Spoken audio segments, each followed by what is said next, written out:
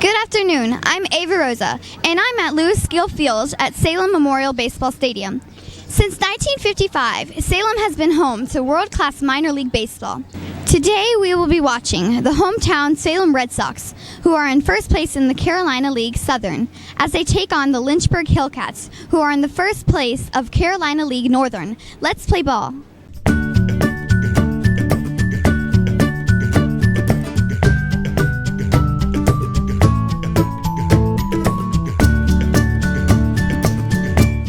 Today will be a special day of baseball fun.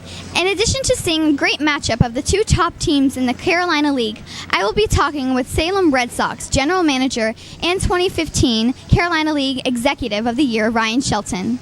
Thank you so much for joining me today, Mr. Shelton. When you were named president of the club late last year after having great success as the general manager for 2 seasons, you stated that you would continue to reimagine what the Salem Red Sox can impact on our great community. What role does the team play in our community, and what are some things that you hope to achieve here in the Roanoke Valley? Well, I think first and foremost, we are a community center. We are a place where people can come together, enjoy a night, let the whatever the cares of the world are go past them, and just enjoy a great night here at the ballpark and the great scenery we have.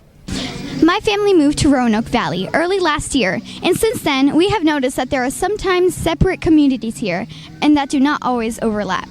Roanoke City is different than Roanoke County, which is different than Salem and the other surrounding areas. What are some of your thoughts about the Roanoke Valley region and how cities and counties might work together to be a better place to live and work? Well, I'll say I moved here as well 3 years ago from New Hampshire. I was in New England for a few years, and before that, South Carolina, and before that, Miami. So I've lived all over and seen how communities can work together and work around a sports team and share a common bond, no matter what their municipal barriers are.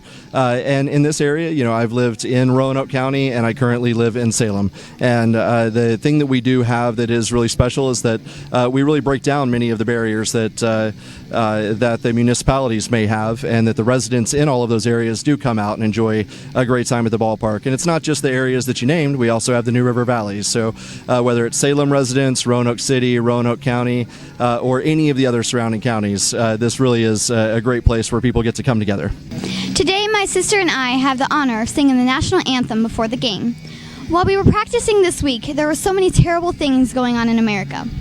When everyone in the stadium stands together to this 200-year-old song, what do you think about, and how does the game of baseball fit the ideals of America? Well, I think, again, this is a place that can be almost a house of healing for some of these tragedies that we have. Last year on opening day, I was interviewed on one of the morning shows where I talked about the Virginia Tech shooting. It was the anniversary of the Virginia Tech shooting, and it was something we wanted to do our small part to honor that. The memory of those that were lost that day. And the reporter who interviewed me that day was Allison, and the cameraman was Adam. And we're going to be recognizing them here later on in the month when we do a special night and do some special jerseys for them. And the purpose of that night is not to be sorrowful or to mourn or to be a downer. It's meant to celebrate their lives, and it's meant to let this ballpark be kind of a house of healing for the community. And I think that's what we can be. This is a place that you can leave your cares at the gate, come in, enjoy a night, and really leave the world behind for a day. Thank you so much for the opportunity to speak with you today, Mr. Shelton. I promised just 3 questions, but you're welcome to say a few words to our audience. Well, I want to say a few words to you, actually. I want to say I'm really impressed with what you're doing. I watched, in preparation for this, I did watch a lot of your work, and love what you're doing with your videos and with your website and with the blog, and I think it's amazing, and I'm honored to be a part of it. So thank you for having me as your guest today. Thank you. Before every baseball game, there are a few things that have to happen. The gates are opened. People find their seats as players take batting practice and warm up. Hot dogs, drinks, and snacks are sold.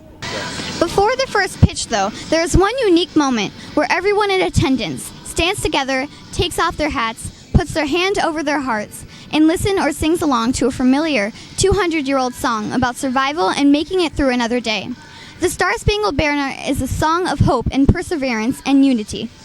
Today, my sister Amora, and I are honored to have the opportunity to share our voices in this beautiful tradition. At first base, number 21, Nick Longy, assisted by your Where do you sing it? Right over there on the S. The S, yeah.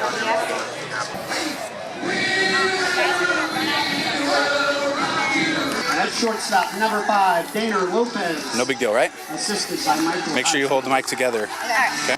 In the rocket's red glare, the bombs bursting in air gave proof through the night that our flag was still there. Oh, say does that star-spangled banner yet wave o'er the land of the free and the hope of the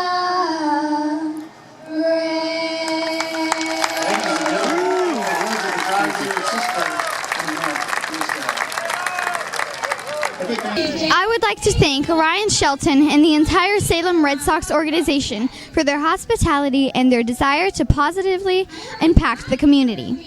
This team and the people who make it great experience for fans are a wonderful part of our Roanoke Valley family. They deserve our support, and we should be thankful for theirs. Go Red Sox! For 3 Questions with Ava Rosa, see you next time.